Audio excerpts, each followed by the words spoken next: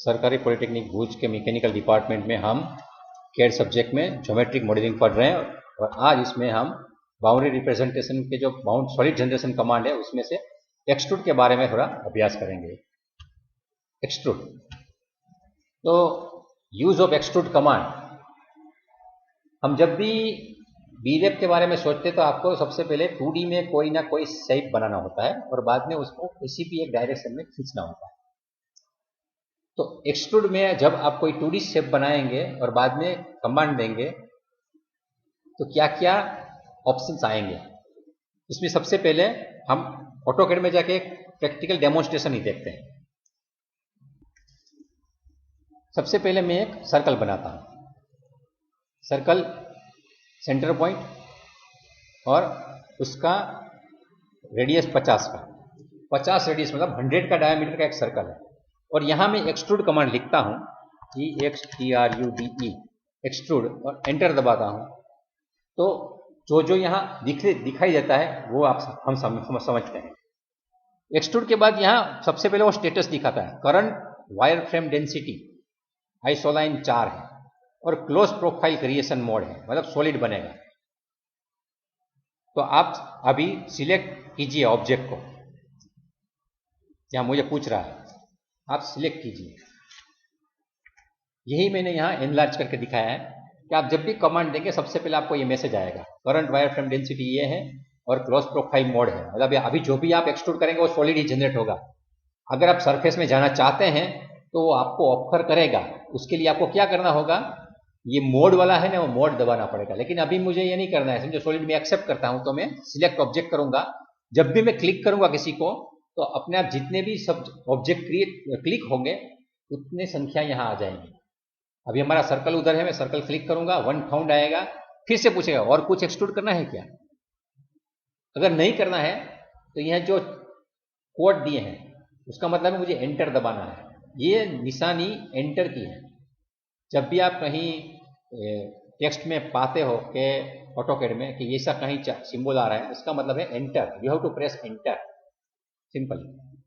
Enter दबाने के बाद आपको पूछेगा स्पेसिफाई हाइट, यहां मैंने अंडरलाइन करके रखा है बोल्ड करके, तो मैं अभी हाइट ऑप्शन समझा रहा हूं, तो सिर्फ आपको हाइट लिखनी है। यहां वैल्यू डालेंगे उतना वो एक्सट्रूड हो जाएगा।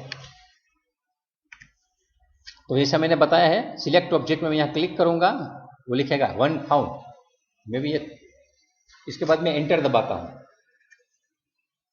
तो अभी अपने आप वो ऐसे आ रहा है। यहां मैं जैसे भी लिखूंगा, पॉजिटिव लिखूंगा, समझो ये 250 लिखता हूं तो ये 250 तक एक्सट्रूड हो गया। तो एक्सट्रूड का सबसे पहला उपयोग यह है कि आप सिंपली जो भी सर्कुलर शेप या कोई भी पॉलीलाइन का क्लोज शेप है उसको सिलेक्ट कीजिए और बना लीजिए, 3D कन्वर्ट कर लीजिए। लेकिन दूसरे ऑप्शंस भी हैं उसमें, क्योंकि हम जैसे जैसे वो पूछता है उसके सवाल में हम जवाब क्या देते हैं उसका आधार पे है। तो अभी इसके बाद जो नेक्स्ट स्लाइड है इसमें मैंने थोड़ा अलग दिया है।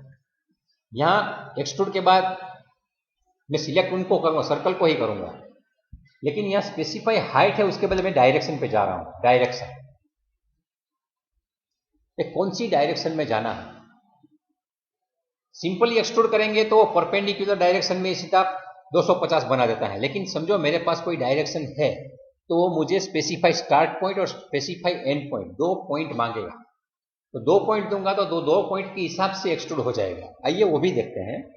डायरेक्शन ऑप्शन, फिर से यही सर्कल है लेकिन मुझे डायरेक्शन का ऑप्शन देना है, तो उसमें मैं एक काम करता हूं, एक लाइन छोटी सी बना लेता हूं,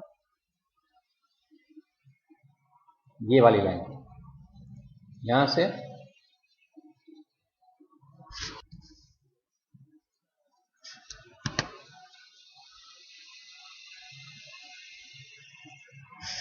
ये छोटी सी लाइन है लेकिन वो ही पैरेलल है प्लेन में, तो उस डायरेक्शन में वो कभी एक्सट्रूड नहीं कर सकता। मैं वो भी आपको पहले ऑप्शन दिखा देता हूं कि आप जब भी एक्सट्रूड दबाते हैं, सिलेक्ट करते हैं ऑब्जेक्ट को, एंटर दबाते हैं, बाद में पूछते हैं तो उस वक्त मुझे डायरेक्शन का डी देना है, ये डी। तो पूछते हैं स्टार्ट पॉइंट दीजिए, मैं स्टार्ट पॉइंट देता हूं, एंड पॉइंट दीजिए, मैं एंड पॉइंट भी देता हूं, तो वहां एक मैसेज आता है, extrude direction is parallel to plane of sweep curve.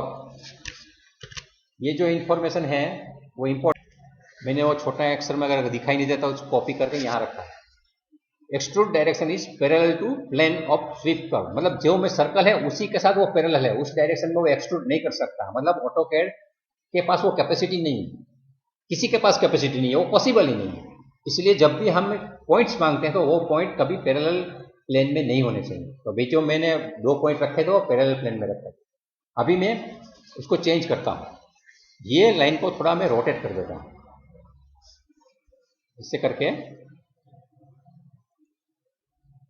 ये 45 पे रोटेट कर देगा, ये हो गया 45 पे रोटेट।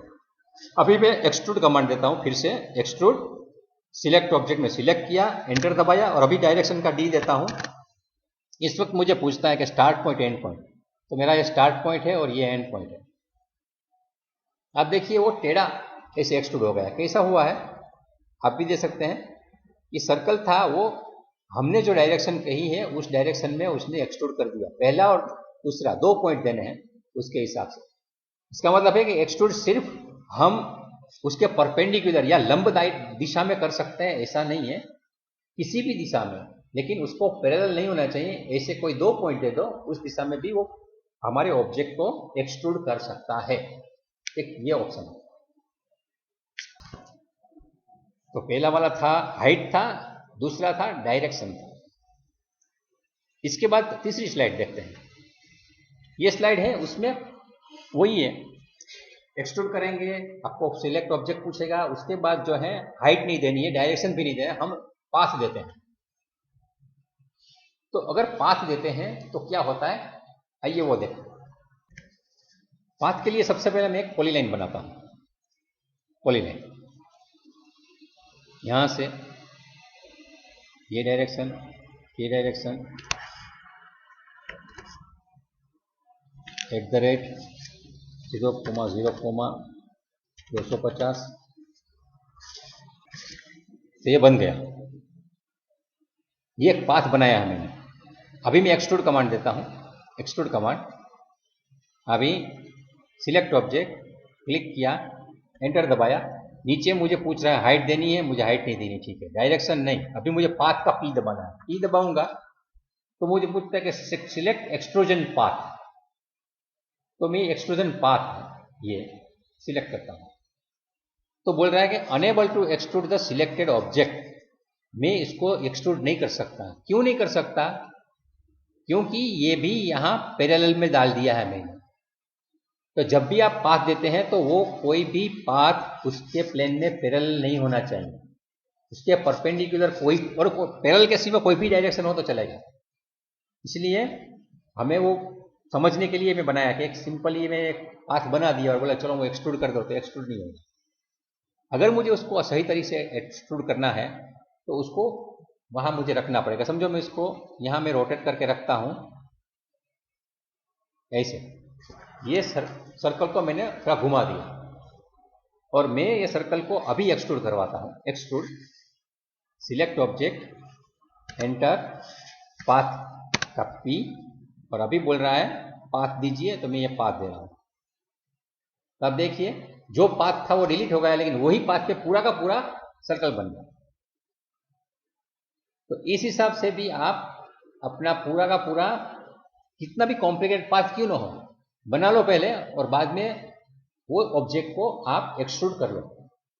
ये मैंने 3 ही डायरेक्शन दिए हैं, लेकिन 3 नहीं, आप ये सर्कुलर डायरेक्शन भी रख सकते हैं और कोई भी डायरेक्शन रख सकते हैं। दूसरा एक एग्जांपल भी मैं दिखाता हूं। यहां समझो कि एक आपने आर्क बनाई है, यहां छोटी सी आर्क बनाते हैं, क्लिक क्लिक और क्लिक, ये सी आर्क बनाई है। और आप एक सर्कल बनाते हैं यहां पे,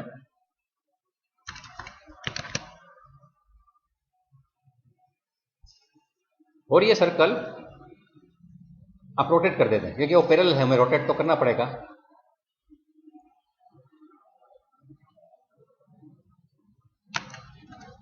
अभी मैं इसको एक्सट्रूड करता हूं, ये सर्कल को पाथ के ऊपर पी दबाना है पाथ में, और ये दबा देता हूं। तो ये पाथ के ऊपर भी वो एक्सट्रूड हो गया। मतलब ये सर्कुलर पाथ है, उसके ऊपर भी जा सकता है, मल्टीपल लाइन के पाथ पे भी जा सकता है, और उससे कंबाइंड लाइन और आर्क दोनों का कंबाइन है तो उसमें भी जा सकता है। और सिर्फ उतना ही नहीं, ये 3D पाथ में भी जा सकता है। तो एक्सट्रूड कमांड ये प्रेस पुल से अलग है। कैसे? प्रेस पुल सिर्फ परपेंडिकुलर ही होता है, या आप जितना एरिया है उसको दबाओ या खींचो। लेकिन एक्सट्रूड में आप जो भी ऑप्शन है, डायरेक्शन का ऑप्शन आया, पाथ का ऑप्शन आया, इसके साथ अभी यहां टेपर एंगल भी दे सकते हैं। पी दबाने के बाद पूछता है सिलेक्ट एक्सट्रूजन पाथ, तो एक्सट्रूजन पाथ पे वो खींच लेगा। और इसके सिवा और एक ऑप्शन भी है, ये है आप जब एक्सट्रूड कमांड देते हो, सिलेक्ट कर लेते हो ऑब्जेक्ट को, बाद में टेपर एंगल आता है। टेपर एंगल जब आप ऑप्शन सिलेक्ट करेंगे टी दबा के, तब आपको पूछेगा वो स्पेसिफाई एंगल ऑफ टेपर। आपको जो भी एंगल चाहिए वो एंगल लिखना है। वो एंगल के बाद आपको हाइट देनी है, वो हाइट देंगे तो उसके हिसाब से वो एंगल में एक्सट्रूड करेगा, मतलब धीरे धीरे वो दबाते जाएगा। आइए वो भी एग्जांपल देख लेते हैं। तो हमने ये जो ओरिजिनल सर्कल बनाया था 100 डायमीटर का, वो यहाँ रेडी है, और एक्सट्रूड का हम टेपर ऑप्शन देख रहे हैं। एक्सट्रूड पूछता है सिलेक्ट ऑब्जेक्ट, मैंने सिलेक्ट कर लिया, एंटर दबा दिया। अभी मुझे कुछ डालना नहीं है, इसकी हाइट भी डालना नहीं है, डायरेक्शन भी नहीं, पाथ भी नहीं, मुझे इस बार टेपर एंगल डालना है। ये टेपर एंगल जब मैं लिखता हूं तो सबसे पहले पूछता है, यहां इसमें घुमाता हूं तो आप देखेंगे माउस की मूवमेंट के हिसाब से वो अपना एंगल बना रहा है। लेकिन मुझे एग्जैक्ट वैल्यू मालूम है कि मुझे 30 पे ही जाना है, तो 30 लिख दिया। तो 30 लिखने के बाद अभी वो 30 एंगल पे जा रहा है। तो ये सर्कल से 30 एंगल पे वो एक्सट्रूड हो रहा है। कहां तक मैक्सिमम होगा? यहां तक, उसकी हाइट लिमिट है। तो अगर हमें मालूम है कोई भी कौन है जिसका एंगल हमें मालूम है कैसे बनाना है, तो एंगल डालिए और आप अपने माउस के कर्सर को खींच लीजिए, बन जाएगा। लेकिन अगर आपको उसकी हाइट भी मालूम है, समझो उसकी हाइट मालूम है आपको कि आपने उसकी हाइट 40 की रखनी है, तो 40 रखिए। तो 40 के हाइट 30 एंगल और नीचे का बेस डायमीटर 100, ऐसा पूरा एक ऑब्जेक्ट क्रिएट हो जाएगा। तो ये भी एक मेथड है जिसकी मदद से हम एक्सट्रूड यूज कर सकते हैं। सिर्फ नहीं तो सर्कल बता रहा था, लेकिन सर्कल नहीं, आप यहाँ रेक्टेंगल भी बना के रखिए। ये रेक्टेंगल है, ये मैं 100 बाय 100 का 100, 100 ऐसे ये बना के रखा है मैंने, और उसको मैं एक्सट्रूड करता हूं एंटर दबा के। और उसमें भी मैं अगर टेपर एंगल देता हूं वो भी 30 का, तो ऐसे जा रहा है, तो यहां भी पिरामिड बन जाता है। लेकिन जब भी मैं ये हाइट देता हूं, अगर मैं माइनस में लिखता हूं तो नीचे चला जाएगा। तो अभी भी देखिए मैं माइनस करके यहां मैं -40 में जाता हूं तो नीचे चला गया।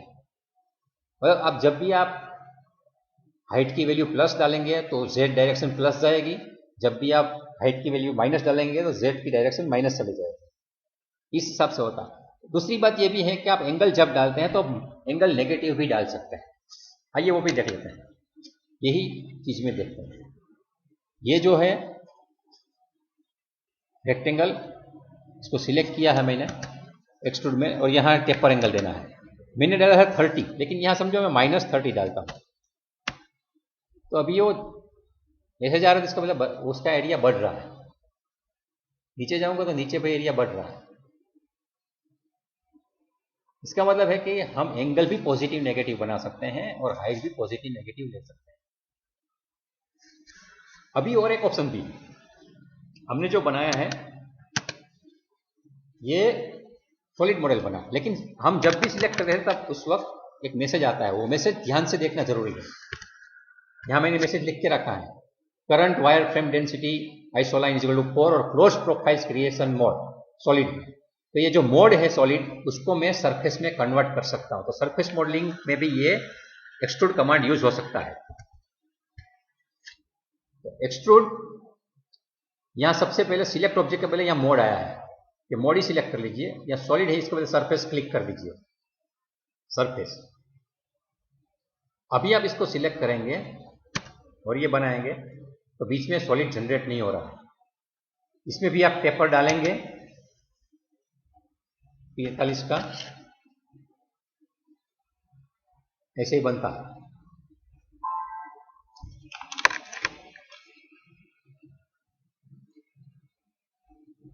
तो जब भी आपको एक्सट्रूड कमांड आता है तब पहले से ही मोड सिलेक्ट कर लेते हैं तो आपको सरफेस भी ऑप्शन देता है। एक्सट्रूड सब हर बार वो मोड पूछता है। अगर आप पहले मोड देना भूल गए और आपने सिलेक्ट कर लिया, एंटर दबा दिया, बाद में आपने टेपर एंगल भी दिया, वो भी आपने 30 का दिया, बाद में भी आप यहाँ जा रहे हैं, तो अभी कुछ नहीं हो सकता है यहाँ, क्योंकि अभी वो सॉलिड क्रिएशन चालू हो चुका है। इसलिए आप जब भी कोई काम करते हैं तो आप मोड पहले चेंज करना ध्यान में रखिए। कुछ हद तक मोड सिलेक्ट होने का ऑप्शन आता है, बाद में वो चला जाता है, सिलेक्ट ऑब्जेक्ट तक रहता है। अभी इसके बाद एक ही है चीज, एक्सप्रेशन। ठीक है, हाइट पूछ रहा है तो मैं हाइट में बोला है एक्सप्रेशन, तो ये मैं हाइट लिखने के बदले एक्सप्रेशन लिखता हूं, समझो एक्सप्रेशन। तो यहाँ पूछता है एंटर एक्सप्रेशन, तो उस वक्त आपको समझो मालूम है कि आपका हाइट है वो 2.2589 इंटू 12 है। तो आप ये सा एक्सप्रेशन लिख के एंटर दबा दीजिए तो वो अपने आप मल्टीप्लाई करके भी वहां लिख लेगा। उसके लिए आपको दूसरी कुछ आवश्यकता नहीं है। आपको अगर आपके डायमेंशन का कोई फॉर्मूला मालूम है तो फॉर्मूला भी डायरेक्ट हम यहाँ डाल सकते हैं, साइन थीटा कोस थीटा कुछ भी, तो कैलकुलेटर पूरा यहाँ यूज करते हैं एक्सप्रेशन डालने के बाद। तो इस हिसाब से हमारा ये जो एक्सट्रूड कमांड है चलता है। तो मोड चेंज करना है तो यहाँ मोड चेंज करने के लिए सबसे पहले एमओ दबाना है, उसके बाद आपका सरफेस मॉडल चलेगा। इन शॉर्ट ये जो बेसिक सॉलिड जनरेशन कमांड है बी बाउंड्री रिप्रेजेंटेशन में, वो प्रिमिटिव नहीं है। प्रिमिटिव ऑलरेडी वो जनरेट करके ही हमें देता है, we are not generating the command. लेकिन ये जनरेशन कमांड क्या है, 2D ज्योमेट्री के ऊपर कुछ मैथमेटिकल कैलकुलेशन करके सॉलिड या सरफेस क्रिएट करता है, उसको सॉलिड जनरेशन कमांड कहते हैं। उसमें एक्सट्रूड कमांड है, उसके जो ऑप्शन थे 4-5 वो हमने देखे हैं। एक है हाइट वाला, दूसरा है डायरेक्शन वाला, इसके बाद है पाथ वाला, इसके बाद टेपर एंगल, और इसके बाद मोड वाला, और एक्सप्रेशन भी हमने थोड़ा देखा। बेसिकली एक्सप्रेशन अभी हमारे डिप्लोमा लेवल पे डालने की हमें जरूरत नहीं है, हम एकदम बेसिक लेवल पे ही मॉडलिंग सीखेंगे। जब आप एडवांस लेवल पे जाएंगे तब एक्सप्रेशन के यूज क्या है वो आप अपने आप समझ जाएंगे।